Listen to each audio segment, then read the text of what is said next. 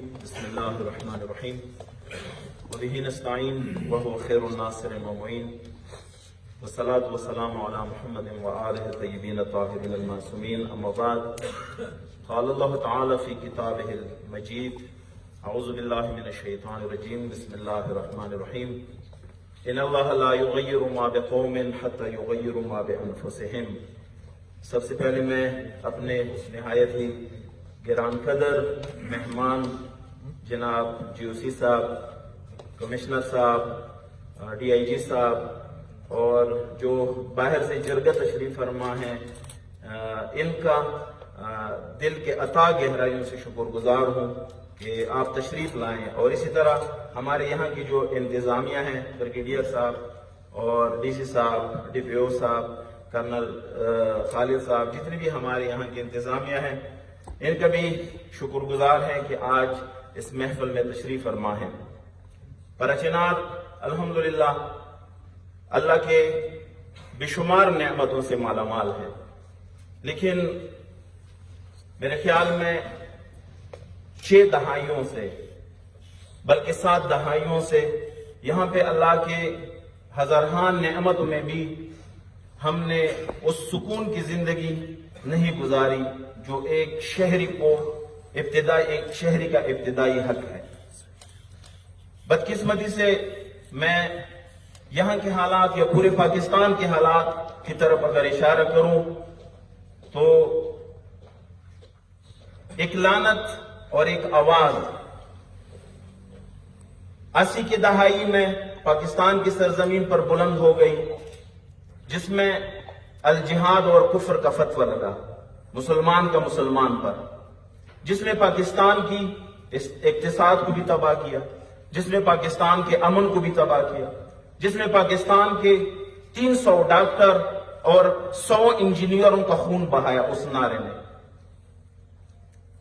اس کے بعد وہی نعرہ جو میں اس خطے میں ٹچ دے دوں، وہی نعرہ چند دن پہلے پرچنار میں بھی لگا، الجہاد کا نعرہ بھی لگا اور اسی طرح جو ہے کفر کا فتویٰ بھی لگا. یہاں پر صدا میں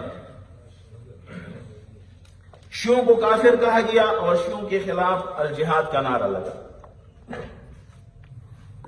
جس طرح 80 کی دہائی میں نعرہ لگا تھا جس نے پاکستان کے اس امن کو تباہ کر دیا، جب محرم کے ایام ہوتے تھے تو اہل سنت سبیلے لگاتے تھے، جب 12 ربیع الاول کا آتا تھا تو اہل تشیع جو ہیں وہ سبیلے لگاتے تھے. وہ سارے سبیلی میں چلی گئی، اس نعرے کی نظر ہو گئی. اور اسی طرح محرم کی سبیلیں بھی جو اہل سنت کی طرف سے لگ رہی تھی وہ بھی اسی نعرے کی وجہ سے وہ نظر ہو گئی. وہ محبت ختم ہو گئی، آپس میں جو برادری تھی وہ ختم ہو گئی، جس میں کسی کا نقصان ہو یا نہ ہو لیکن ملک کے خوددار پاکستان کا ایسے نقصان ہوا جو ابھی تک اس نقصان کا ازالہ نہ ہو سکا. جناب GOC صاحب، آپ ایک نہایت ہی ذمہ دار پوسٹ پہ اب تشریف فرما ہیں. پرچنار کے رہنے والے اہل تشیع بہت سارے آلام اور مصائب سے گزرے ہیں. میں اگر گن لوں تو شاید ٹائم میرا زیادہ لگ جائے گا. میں نہیں چاہتا ہوں کہ اس مجمع کا میں زیادہ ٹائم لوں. 61 سن 1982-83 جس میں ہمارے بچے قتل ہو گئے صدہ میں، اور صدہ سے ہمیں نکالا گیا اور ہمارے جتنے بھی گرانہ تھے بے دردی سے ان کو شہید کیا گیا، کوئی پوچھنے والا نہیں تھا. 87 میں وہ نام نہاد جہادی تنظیمیں جو افغانستان میں لڑنے کے لیے یہاں پر لاکھوں کی تعداد میں ہم نے افغان مہاجرین کی شکل میں جگہ دی تھی، ان کی ہم میزبان بنے تھے. انہی مہمانوں نے نمک حرامی کی، ہمارا خون بہایا. سن 1987 میں ہمارے بستیاں اجاڑ دی، کوئی پوچھنے والا اس وقت نہیں تھا ہمارا. ہاں یہ بات ضرور ہے کہ ہر وقت ہم نے اپنے دم پر اپنی دفاع زبردست طریقے سے کی ہے. پھر وہی سلسلہ ختم نہیں ہوا. 96 میں دوبارہ اس سرزمین پر ایک جنگ مسلط کی گئی. اس کے بعد 2007 میں جنگ کی ابتدا امام حسین علیہ السلام جو جنت کے سردار ہے اس کی شان میں گستاخی کرنے پر شروع ہو گئی. اسی پر اچینار میں اس شخص نے نعرہ لگایا جو آج وہ آنے والے الیکشن میں MNA کے کینڈیڈیٹ بھی ہیں، جس نے آج سے چند دن پہلے کفر کا فتویٰ بھی اہل تشیع پہ لگایا اور اسی طرح الجہاد کا نعرہ لگایا، آج MNA کا کینڈیڈیٹ بھی ہے. اور اس کا ہر جگہ تو خیر میں نہیں کہہ سکتا ہوں، غلط ہوگا، لیکن بہت سارے جگہوں پر اس کا احترام بھی ابھی تک ہو رہا ہے. اسی نے نعرہ لگایا تھا 2007 میں امام حسین علیہ السلام کی شان میں گستاخی کرتے ہوئے اس خطے کو ایک ایسے جنگ کے ساتھ روبرو کیا کہ جس میں آپ کے دشمن، آپ کے نہیں ہم سب کے دشمن، سوری کہ جو میں نے یہ جملہ کہا، چونکہ یہ وردی جس نے بھی پہنی ہے، ہمیں وردی مقدس ہے. آج اگر یہ گران خطر مشران آپ کے سامنے بیٹھے ہیں، آپ کے کندھوں پہ جو ستارے اور آپ کے کندھے پہ جو پرچم لگے ہوئے، اس وجہ سے جو ہم آپ کے احترام میں بیٹھے ہیں اور یہ ہم اپنا وظیفہ سمجھتے ہیں کہ ہم اپنے ملک اور اپنے ملک کے محافظین کا کیا کریں، ہم احترام کریں، یہ ہم اپنا شرعی وظیفہ سمجھتے ہیں. لیکن پراچینار ان مسائل سے جب گزرتا رہا، شاید پنجاب میں کسی کو پتہ نہ ہو، شاید بلوچستان میں کسی کو پتہ نہ ہو، شاید سندھ میں کسی کو پتہ نہ ہو کہ یہاں کیا ہو رہا ہے، لیکن ہم سے تو کوئی بات بھی چھپی ہوئی نہیں تھی. ہم تو سب کچھ اپنے آنکھوں سے دیکھ رہے تھے کہ کیا کچھ ہمارے ساتھ ہو رہا ہے. ان سب باتوں کا میں آپ سے یہ ریکویسٹ کرنا چاہتا ہوں کہ پراچینار کے اگر ڈسپیوٹ زمینی مسائل جو ہمارے درمیان ہیں، جو اہل سنت کے کچھ قبائل نے ہمارے زمینوں پہ قبضہ کیا ہے، جو ہمیشہ جو ہے باعث جنگ رہی ہے، ہم آپ سے ریکویسٹ کرتے ہیں کہ ہمیں اپنے زمینیں ان سے دلوا دیں تاکہ کوئی بھی قبیلہ پتھر، کلہاڑی، بندوق اٹھانے پر مجبور نہ ہو. اور یہ اسٹیٹ کی ذمہ داری ہے کہ وہ مظلوم کا ساتھ دے اور جو ظلم کرتا ہے اس کا راستہ روک دے. یہ اسٹیٹ کی ذمہ داری ہے، لیکن اس ذمہ داری کو پتہ نہیں اب تک کیوں نہیں نبھائی گئی. یہ میرے خیال میں ہر ذمہ دار کو اپنے آپ سے سوال کرنا چاہیے کہ کیوں یہ ذمہ داری نہیں نبھائی گئی. بہرکیف آپ تشریف فرما ہے، اس چیز پہ ہم آپ سے یہی ریکویسٹ کرتے ہیں کہ یہاں کی باشندے، چاہے وہ اہل سنت ہے چاہے اہل تشیع، سب پر رحم کریں. ہمارے جو درمیان زمینی مسائل ہیں اس کا ایک عادلانہ، منصفانہ حل نکال کر اس خطے کو جو ہے مزید خون خرابے سے بچائیں.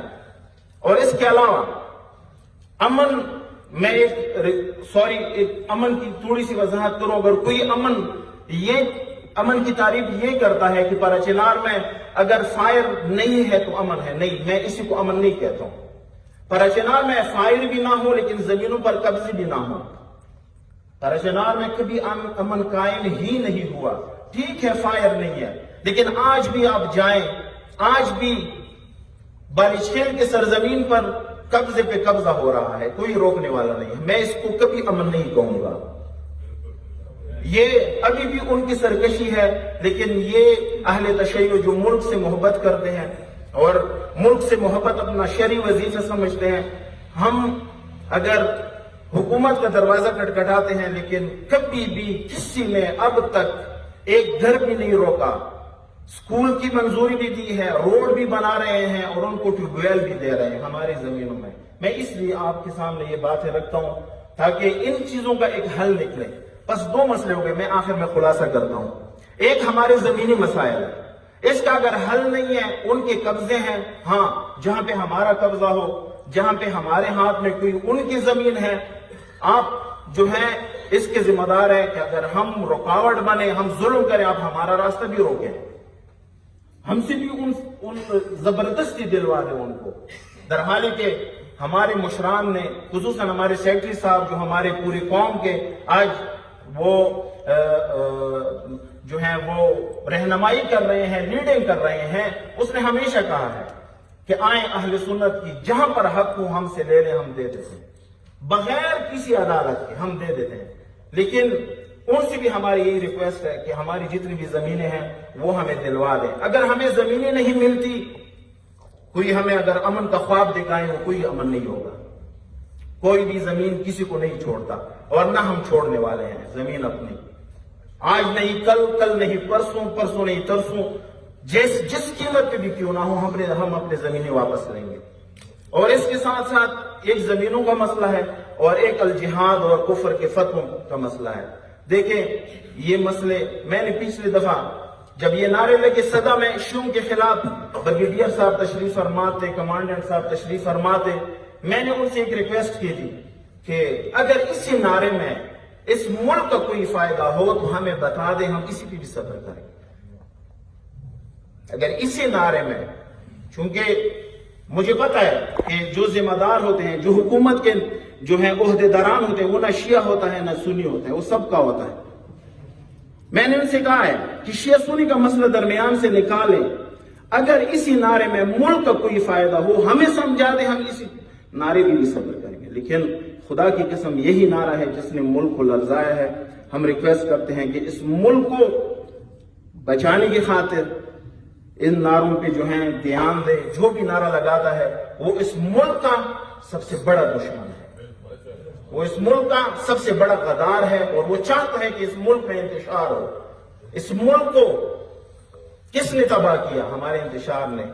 ملک تب پائیدار رہے گا، پائندہ رہے گا کہ جب عوام میں برادری ہو اور عوام اور انتظامیہ اور فورسز کے درمیان محبت ہو، تب ملک پائندہ رہے گا. خدا نخواستہ اگر ملک کے انتظامیہ اور عوام کے درمیان دوری ہو تو میرے خیال میں سب سے زیادہ نقصان اسی بات کا ہے. ملک کو انشاءاللہ ہمیں امید ہے کہ ہم آئندہ ایسے مسائل سے دوچار نہیں ہوں گے. شکریہ ادا کرتا ہوں سب مہمانان